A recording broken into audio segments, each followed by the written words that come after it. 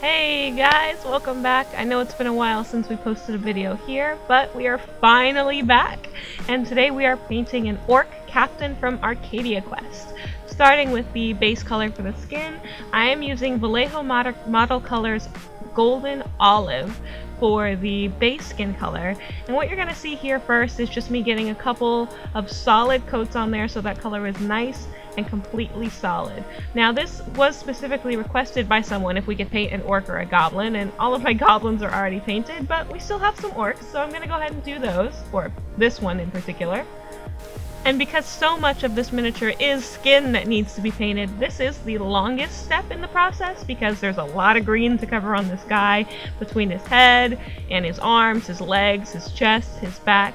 So this part takes the longest, but once we've got two solid coats on there, we'll be able to move forward with the next step. In the meantime, I just want to say thank you so much to everyone who has been watching our videos and who has left comments or likes or anything like that. That really is such an encouragement to me and to, the whole team here, and it's just so great to hear from you guys and your requests and what you like, what you don't like, so keep it up. We love hearing from you. These big, large surfaces to paint on the Arcadia Quest miniatures have been a really nice change for me. I've been working on a lot of miniatures from Zombicide Black Plague, something we're hoping to have some videos up of in the near future, and it's just so great to get back into painting. What you're going to see next, I'm going to go ahead and start highlighting. I really like the color that this skin color dries into. That green gets a little bit darker, a little bit more of that olive starts to show through, and for the highlight, I just took that golden olive and added a little bit of Vallejo Model Colors Beige to it, so it kept a little bit of that yellow hue and just lightened up a bit. And I wanted to keep the highlights relatively simple because with the orc captains and the orc warriors, there's a total of, I think, 8 orcs, so I didn't want to get too in-depth with highlighting with layers and different colors and things like that, so I tried to keep it relatively simple and only did one color for highlighting, and then I just did one layer of highlighting everywhere that I wanted to highlight and did a second layer in places that I wanted to have more highlighting, like here on his face, his eyebrows, his cheeks, and around his nose, just to make those areas pop out a little bit more. Next is the eyes. I actually had quite a bit of trouble coloring his eyes, painting his eyes, and it kind of shows that I haven't been doing a ton of painting in the past couple of months. But I started with the yellow, got a couple base coats on, did the black, and this is what it looked like when I was satisfied with his pupils and decided I didn't want to deal with them anymore, and it turned out okay. Moving right on to shading, I thought that I wanted something to mix green and brown shade to make the green from the skin pop out a little bit more while keeping that olive color for his skin. So I mixed a green shade and a brown shade, and it ended up being really green. So I went with it and decided that it was okay and that I liked it. If I had it to do over again, I might change the ratio. I think I did 3 parts green shade and 2 parts brown shade, and I think in the future I might even just do 1 part green shade and then maybe 3 parts brown shade, just to kind of keep a little bit more of the brown skin color, because he looks a lot more green than I originally had wanted him to, but I'm really happy with how the color turned out. I'm actually switching to Army Painter for this brown here. I think this is Army Painter Leather Brown for the brown on the fur parts of his clothing, which is going to be up over his chest and then the bottom like loincloth area, I guess. So I used Army Painter's Leather Brown for that, and that actually, the color went on pretty smoothly. I don't even know if I did 2 coats of that. Trying to keep this relatively simple, I might have even done the 1 coat. For his teeth, I wanted to do something a little bit different with like his tusk, the 4 big tusk teeth. So I ended up painting those yellow first. I might even use like the sand yellow, Vallejo Model Color Sand Yellow. I'll double check that and put in the description all the paints that I used. And after I did that yellow, I painted white just over like the top 2/3 of the tooth, leaving some of that yellow on the bottom so it looked like his teeth were kind of yellowed and stained, those big tusks. And then for the teeth actually inside of his mouth, I just did those white. And then after I had painted them white, I took this black shade and just filled in the cracks so that those would pop out a little bit more. And then I did actually go over, I didn't show it here, but I went over again the teeth with a little bit of white, just so the shadows would be black, the teeth would be white, and then this is the gold of the nose ring. This you're seeing later because I went back with that same Army Painter brown, that leather brown, and did his feet and that loincloth just because I did them the next day. I had stopped for the day and this was the next day, so we went through and put 2 coats of leather brown on his feet and also on that loincloth right there in the middle.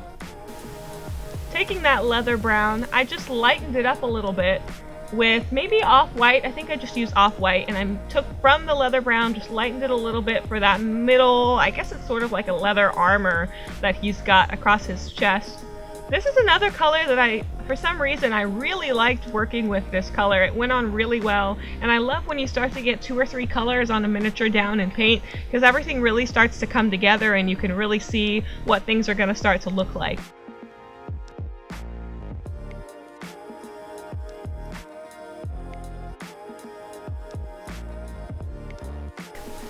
In this section, like the little spots on his like loincloth, I actually think it's really funny. I think it adds a bit of humor to the miniature. It's almost like he's got this like spotted cowhide. And it could have just been like a bit more serious, but instead they just added spots, and I think that's funny. This red, this is Army Painter's Pure Red or something like that. I know it's an Army Painter red color, and I actually had a lot of trouble with this paint. I've used it before, but it may have just been because it was too thin.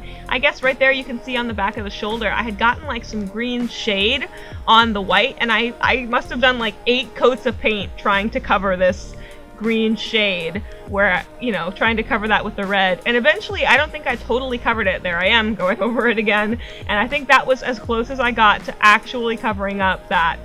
Now this, on the other hand, is a color that I really, really loved using, which is Vallejo Model Colors Gunmetal Gray, and this is a metallic paint. I just thought, for metallic paints, that this paint went on really smoothly, and really, it just looked really great when it went on, and I used this as my base color for the metal. And you'll see later I'm going to use Vallejo Model Colors Silver to highlight all the metal parts, and I really, really enjoyed working with this metal color. I just think it went so well with the other colors I was using, and it was just really fun to work with. I found that when I'm painting the raised ridges of the model here, like specifically this edge here where it sticks up, if I lay my paintbrush like flat along, like perpendicular to that edge, and just kind of focus on painting the raised edge, it's a lot easier to do than instead of trying to put my paintbrush straight down and getting it on the red on one side or the green on the other side. This just helps me to keep that paint exactly where I wanted it to go. And I also applied this as a base coat to both of his swords. And you'll see, I actually really like how it turned out with the silver when I used that as the highlight color, which may or may not be next. Yes? Yes.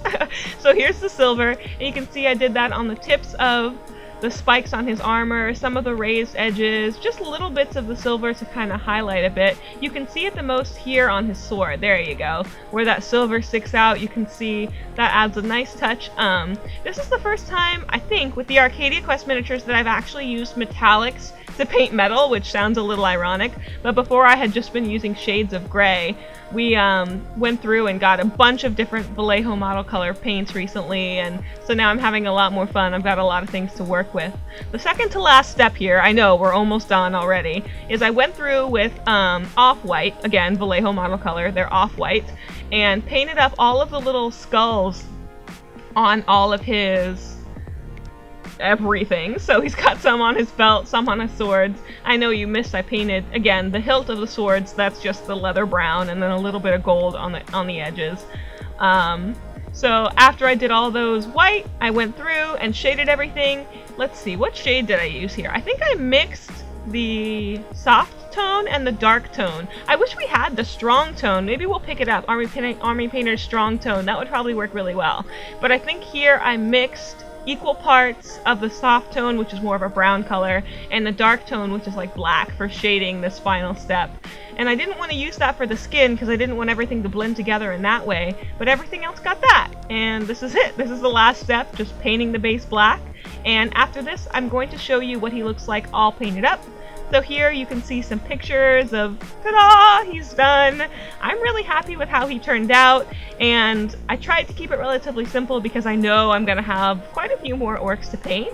So let me know what you think. Do you like the color scheme that I used? Would you vary it? Do you think that the different orcs should be painted different colors, or do you like to stick to the colors from all the cards in the game? Thank you so much for watching this video.